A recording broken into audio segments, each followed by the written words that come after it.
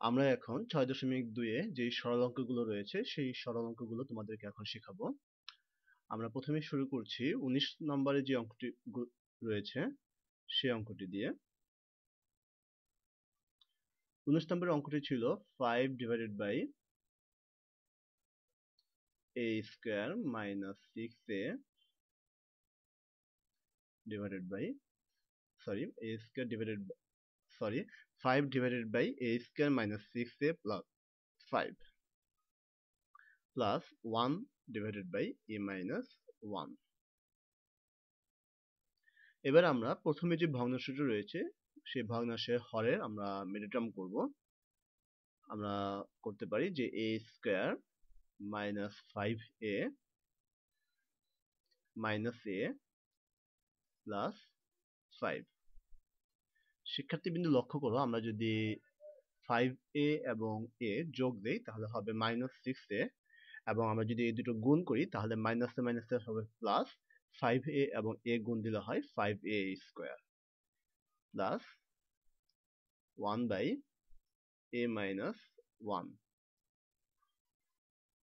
এখন আমরা যেটা করব, a স্কয়ার মাইনাস 5a থেকে আমরা a কমন নিতে পারি, তাহলে এখানে থাকে a এবং এখানে থাকে, যেহেতু আমরা a কমন নিয়ে নিয়েছি, শুধুমাত্র 5 মাইনাস এখানে a প্লাস 5 থেকে কিছুই কমন যায় না, যেহেতু কিছুই কমন যায় না সেহেতু আমরা 1 কমন নিতে পারি, তাহলে এখানে থাকবে a এবং ভিতরে প্লাস সাইনটি হয়ে যাবে মাইনাস, যেহেতু বাইরে মাইনাস রয়েছে ভিতরের চিহ্নটি পরিবর্তন হয়ে যাবে,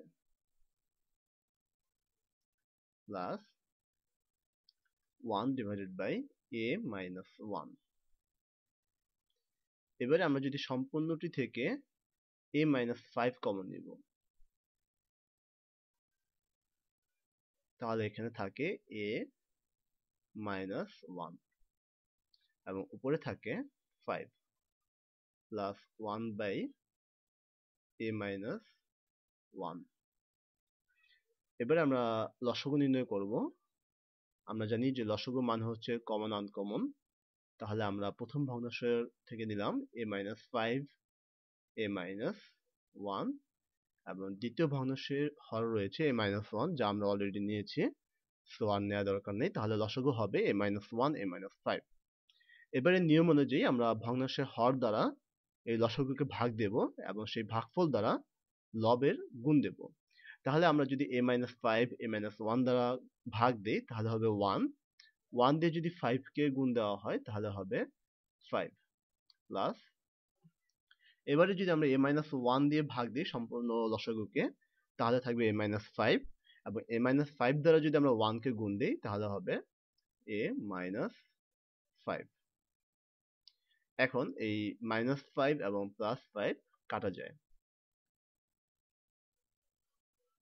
এখন যদি আমরা এই ভিতরে নিচের যেই হরটি রয়েছে সেই হর দুটো গুণ দিই তাহলে আবার হবে a দিয়ে a কে গুণ দিলে হয় a স্কয়ার মাইনাস a দিয়ে যদি মাইনাস 1 কে গুণ দিই তাহলে হবে মাইনাস a, মাইনাস 5 দিয়ে যদি আমরা a কে গুণ দিই তাহলে হবে মাইনাস 5a, মাইনাসে মাইনাসে হয় প্লাস, 5 দিয়ে যদি 1 কে গুণ দেওয়া হয় তাহলে হবে 5 এবং উপরে রয়েছে a। এবারে আমরা উপরের a ঠিক রাখবো এবং নিচে a স্কয়ার মাইনাস 5a এবং a যদি যোগ দেই তাহলে হয় 6টি a মাইনাস 6a প্লাস 5। তো আমরা লিখতে পারি যে সুতরাং নির্ণয় সরলফল equal a divided by a square minus 6a plus 5।